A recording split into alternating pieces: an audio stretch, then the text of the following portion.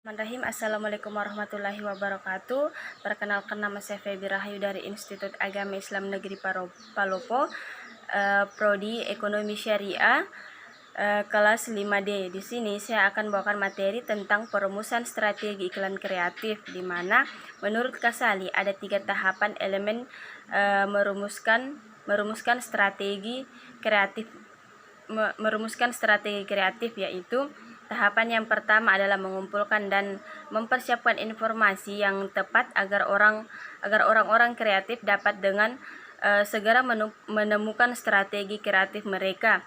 Kemudian informasi yang dimaksud biasanya menyangkut tentang rencana pemasaran dan komunikasi, hasil penelitian tentang konsumen sasaran, data-data tentang produk, persaingan di pasar, serta rencana dasar tentang produk, di mana persaingan media apa saja iklan tersebut akan dimunculkan. Selanjutnya, tahapan yang kedua yaitu orang kreatif ini harus membenamkan diri ke dalam informasi untuk mendapatkan suatu posisi dalam penjualan serta menentukan tujuan iklan yang akan dihasilkan pada tahapan inilah ide-ide merupakan jantung dari seluruh proses perumusan kreatif, di mana biasanya untuk menghasilkan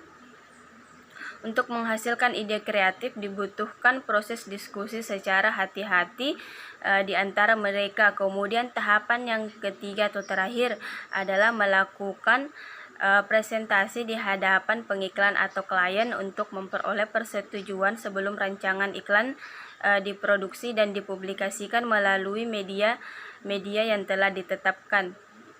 Nah, setelah strategi pesan ditentukan, maka selanjutnya adalah menciptakan sesuatu secara kreatif, di mana maksudnya di sini adalah bagaimana cara menyampaikan sebuah pesan yang telah ditentukan dengan gaya yang berbeda sehingga dapat menarik perhatian sasaran. Nah, gaya yang dimaksud di sini berfungsi sebagai pemicu ingatan, pemancing untuk membuat orang ingat kembali. Nah, di sini secara otomatis gaya ini merupakan asosiasi terhadap identitas mereknya. Kemudian materi selanjutnya yaitu tentang ada beberapa hal yang harus diperhatikan dalam membuat perumusan kreativitas iklan. Yang pertama, directed creativity, di mana ini adalah inti pesan yang ingin disampaikan kepada sasaran yang tertuang dalam strategi kreatif dalam bentuk creativity brief yang dibuat oleh tim kreatif. Kemudian yang kedua yaitu brand name exposure, di mana brand name exposure ini terdiri dari individual brand name dan company brand name, di mana brand name exposure ini dianggap paling penting karena bertujuan untuk mendapatkan brand awareness. Kemudian yang ketiga yaitu positive uniqueness, di mana iklan yang efektif harus mampu menciptakan asosiasi yang positif, di mana pertama-tama iklan harus efektif, kemudian kreatif. Iklan akan menjadi sia-sia jika hanya sekedar kreatif saja namun tidak efektif dan menimbulkan asosiasi yang dimana pada bagian yang salah di benak sasaran. Kemudian pesan yang mudah diingat dengan baik adalah yang berkaitan dengan asosiasi indera, yaitu visual, di mana kemudian konteks emosional berupa cinta, kebahagiaan dan juga keadilan. Kemudian kualitas yang menonjol atau berbeda, asosiasi yang intens dan hal-hal yang memiliki keutamaan pribadi. Kemudian yang ketiga adalah selektif, di mana berkaitan dengan pesan yang disampaikan kepada sasaran dan endorse sebagai pembawa pesan dari iklan tersebut.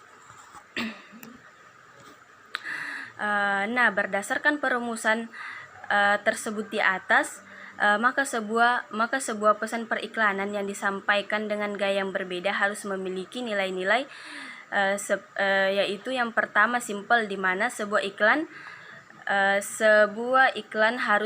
haruslah simple. Kata simple sering diartikan sederhana sebagai sesuatu yang dimengerti dengan sekali lihat, tidak banyak elemen tapi komunikatif. Kemudian yang kedua, unik. Iklan yang unik dan tidak terprediksi akan memiliki kemampuan untuk menempatkan diri dalam otak manusia sehingga mudah diingat.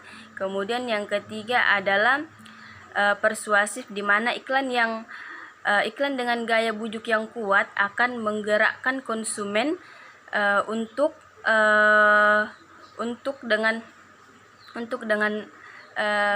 brand dan tertarik untuk mencobanya. Kemudian relevan, di mana ide harus tetap relevan baik dari sisi rasionalitas maupun dari produknya, dan harus ada konteks dengan positioning dan personality brand. Kemudian yang kelima yaitu entertaining, di mana entertaining di sini adalah bukan berarti lucu, namun dalam skala yang lebih luas berarti harus mampu mempermainkan emosi konsumen, di mana emosi inilah yang akan mengangkat simpati konsumen terhadap produknya. Kemudian yang terakhir itu adalah acceptable, di mana yang menilai sebuah iklan adalah konsumen. Oleh karena itu penerimaan mereka terhadap iklan harus diperhatikan. Hanya itulah yang dapat saya sampaikan. Terima kasih atas perhatiannya. Wassalamualaikum warahmatullahi wabarakatuh.